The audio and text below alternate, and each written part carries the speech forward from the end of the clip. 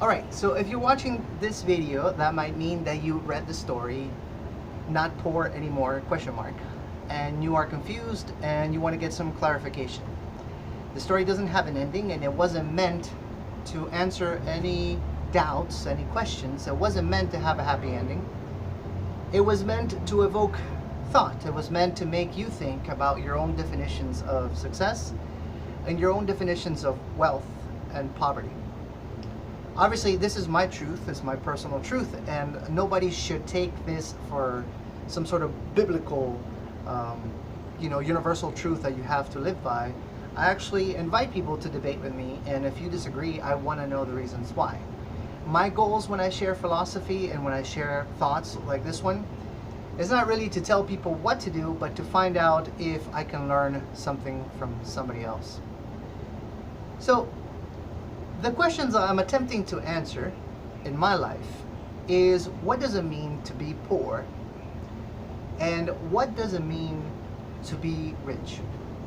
Because even though I have grown in a society that defines wealth as money, really they equate it, they conflate wealth with money, and really puts people with money in some sort of pedestal. It's almost like a idolatry of money, and looks down on the poor as if they have nothing valuable to share, nothing valuable to give to the world.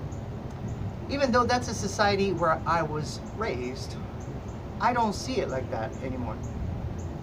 I don't see wealth as something that is exclusive to money, because you can have a lot of money and be extremely poor in other aspects of your life. For example, I know personally some people that have worked their whole life in making money, and at the same time they've isolated themselves, protecting that money to the point where they're extremely depressed and they feel that there's absolutely no purpose in life. I would say, and maybe I'm insulting, that they are one of the poorest people I've ever met in my life.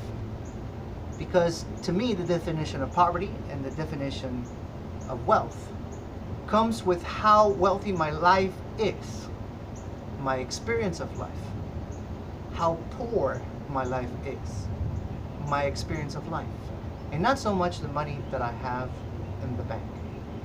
Now, granted, money is not necessarily a bad thing, and I hate people that say that money is the root of all evil. I think that comment, I think that mindset is toxic. But money doesn't bring you happiness, and we know that. Just like the lack of money doesn't take it away from you. They are choices that we can make. But if we don't see it with the right lens, or at least if I don't see it with the right lens and the right perspective, I might lose my focus. I might concentrate so much on chasing after the mighty dollar that I'll forsake everything else that is just as important, if not more important, than chasing after the mighty dollar.